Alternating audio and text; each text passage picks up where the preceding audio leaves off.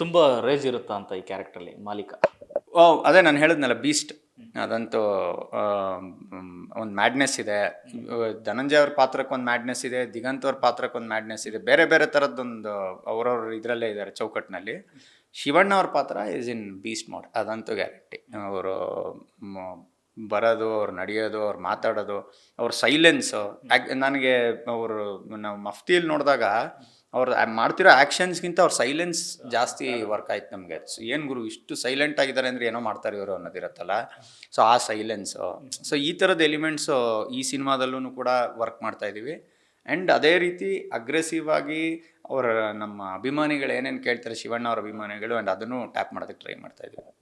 Sir ಬಹುಶಃ ಒಂದಷ್ಟು ನಟರನ್ನ ಯಾರು ಕಾಲಕ್ಕೆ ಸಿಗಲಿಲ್ಲ ಅಂತಂದರೆ ಮೇ ಬಿ ಉತ್ತರಾಖಂಡ ಸೆಟ್ಟಿಗೆ ಬಂದರೆ ಸಿಗ್ತಾರೆ ಅಂತ ಅನ್ಸುತ್ತೆ ಸರ್. ಅಷ್ಟು ದೊಡ್ಡ ಮಟ್ಟದ ತಾರಾಗಣ. ಸೊ ಆಲ್ಮೋಸ್ಟ್ ಎಲ್ಲ ಬಹುತೇಕ ನಿಮ್ಮ ಸಿನಿಮಾದಲ್ಲೇ ಇದೆ. ನನ್ನ ಪುಣ್ಯ ಅದು. ಅಂದರೆ ಎಲ್ಲರೂ ನಾವು ಪ್ರೊಡಕ್ಷನ್ ಟೀಮ್ಗೆ ಅದಕ್ಕೆ we have to be thankful. ಯಾಕೆಂದರೆ ನಮ್ಗೆ ಇಂಥ ನಟರು ಬೇಕು, ಇಂಥ ನಟಿಯರು ಬೇಕು ಅಂತ ಅಂದ ತಕ್ಷಣ ಟ್ಯಾಪ್ ಮಾಡ್ತಾಯಿದ್ದೀವಿ ಅವ್ರನ್ನ.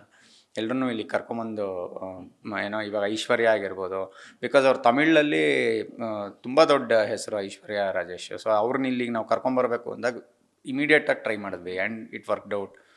ಆ ಥರ ನಮ್ಮಲ್ಲೂ ಅಷ್ಟೇ ಎಲ್ಲ ಗೋಪಾಲ್ ಕೃಷ್ಣ ದೇಶಪಾಂಡೆ, ಚೈತ್ರಾಚಾರು, ಚೈತ್ರಾಚಾರ್ನೂ ಅಷ್ಟೇ. ನಾವು ಕಾಸ್ಟ್ ಮಾಡಿದಾಗ ಸಪ್ತಸಾಗರದಲ್ಲಿ ಅವ್ರು ನೋಡೋಕ್ಕಿಂತ ಮುಂಚೆ ನಾವು ಹಲವಾರು ಕಡೆ ನೋಡಿದ್ವಲ್ಲ. So she is a very very good actress. ಅಂದರೆ ಅವರು ಕಣ್ಣಲ್ಲೇ ಎಮೋಟ್ ಮಾಡೋವಂಥ ನಟಿ ಅವರು. ಸೊ ವಿ ವಾಂಟೆಡ್ ಈ ಸಿನಿಮಾಗೆ ಎಲ್ಲರೂ ಒಳ್ಳೊಳ್ಳೆ ನಟರನ್ನ ಪ್ಲೇಸ್ ಮಾಡೋಣ, ಬ್ಯೂಟಿ ಅದು ಇದು ಎಲ್ಲ ಬಿಟ್ಟುಬಿಟ್ಟು ಪ್ರಾಪರಾಗಿ ಪ್ಲೇಸ್ಮೆಂಟ್ಗಳು ಮಾಡೋಣ ಅಂತಲೇ ತುಂಬ ಯೋಚನೆ ಮಾಡಿ ಎಲ್ಲ ಇಡೀ ತಾರಾಗಣನ ಹಾಕಿರೋವಂಥದ್ದು.